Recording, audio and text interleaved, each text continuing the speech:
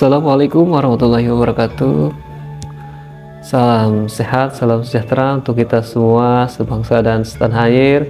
Semoga kita semua senantiasa diberikan perlindungan oleh Allah Subhanahu wa taala. Amin ya Allah ya rabbal alamin.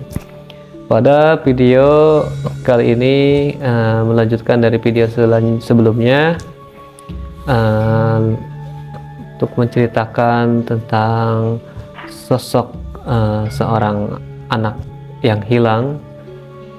Di video sebelumnya kami telah memberikan sebuah perjalanan atau kisah dari masa kanak-kanak sampai ke usia dewasa ya. Namun di video kali ini kami akan berusaha menyampaikan kisah perjalanan spiritual atau perjalanan ilmu secara kebatinan beliau ya. Yang menarik di kisah ini adalah beliau ini adalah seorang manusia biasa, namun karena ada dorongan yang kuat dari keilmuan atau kebatinannya, sehingga beliau seolah-olah mendapatkan tugas yang memang di luar secara logika kita sebagai manusia ya. Ada satu kisah yang menarik di mana perjalanan beliau ini dari sisi ilmu kebatinannya, beliau sempat datang ke beberapa tempat ya, yang memang beliau harus secara ilmu kebatinannya untuk datang ke tempat tersebut. Nah, di video kali ini saya akan menceritakan 3 kisah perjalanan beliau. Pada sebetulnya kisahnya memang banyak ya, namun di video kali ini kita akan membahas 3 kisah saja. Yang pertama, beliau pernah datang ke satu tempat, sebut saja Ratu Laut Kidul, di mana tempat ini adalah tempat yang memang identik secara ilmu kegoiban ya. Nah, karena dorongan batin beliau harus datang ke tempat tersebut, sehingga beliau menemui juru kunci yang ada di tempat tersebut untuk bisa disambungkan kepada pemilik atau penguasa lautan yang ada di sana.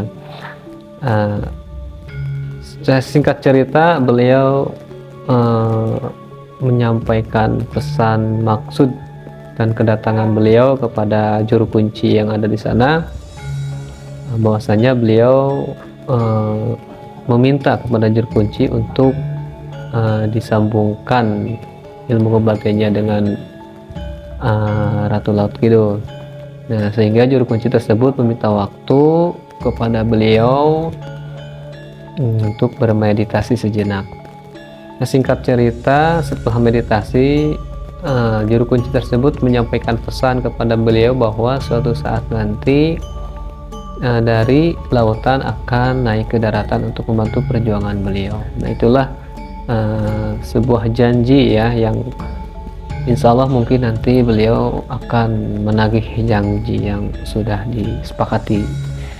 Nah, kemudian lanjut kepada kisah perjalanan selanjutnya ya. Kisah selanjutnya ya, dimana cerita ini kami dengar dari beliau langsung ya.